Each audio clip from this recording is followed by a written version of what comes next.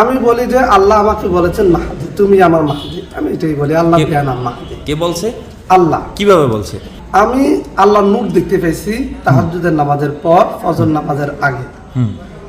এমন অবস্থা আমি আল্লাহর নাম দেখলাম ওই নূরে এবং জানতে চাইলাম যে আল্লাহ মাহদি কে। তখন তিনি আমাকে বললেন তুমি আমার মাহদি। তারপর আমি প্রশ্ন করলাম যে আল্লাহ, যদি আমি আপনার মাহদি হই তাহলে রসুল্লাহ মুহাম্মদ সাল্লাল্লাহু আলাইহি সাল্লামের হাদিস অনুযায়ী আমার নাম তো রসুলের নামের মতো না, আমার পিতার নাম, আমার মাতার নাম রসুলের পিতা এবং মাতার মতো নয়।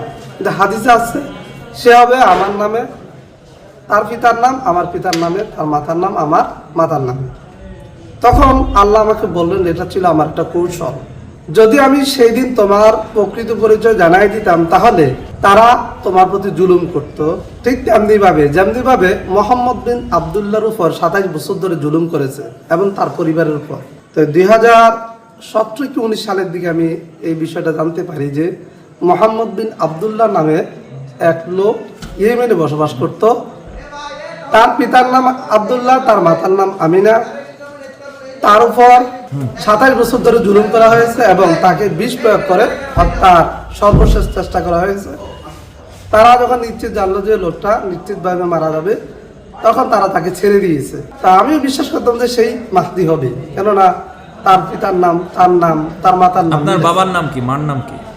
আমার বাবার যখন জন্মগ্রহণ করেন আমার দাদি ওনার নাম রেখেছিলেন আমানতুল্লাহ। পরবর্তীতে মানুষ তাকে আমানতুল্লাহ না রেখে আমানুল্লাহ রাখেন, সে থেকে আমার বাবার নাম আমানুল্লাহ। মার নাম? মার নাম রমুজা বেগম। আপনার বাসা কোথায়? আমার বাসা কুমিল্লা 14 গ্রামে। এই জায়গায় আসছেন কেন? গোলাচিপা এখানে আসছি, আমি চাকরি করি সহকারী শিক্ষক গণিতে, মায়ের গজালিয়া সালিয়া দাখিল মাদ্রাসা। এটা আমি শুনেছি 2024 সালের 21 জানুয়ারি। 2024 সালের 22 জানুয়ারি জো বাইডেন জানতে চেয়েছিল আলেমদেরকে ডেকে প্রকৃত মাহদির পরিচয় দাও। তখন আলেমরা হাদিস অনুযায়ী বলেছেন তার বাড়ি হবে ইয়েমেনে, তার নাম হবে মোহাম্মদ, তার পিতার নাম আবদুল্লাহ, তার মাতার নাম আমিনা।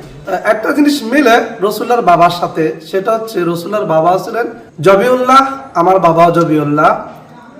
ইব্রাহিম আলাইহিস সালামের ছেলে ইসমাইল আলাইহিস সালামও জবিউল্লাহ। তো রসুল প্রায় বলতেন আমি জবিউল্লাহর সন্তান, আমি যার বংশের সেও জবিউল্লাহ, ইসমাইল আলাইহিস সালাম। তা আমিও প্রায় বলতাম ছোটবেলায় যে আমিও এক জবিউল্লাহর সন্তান।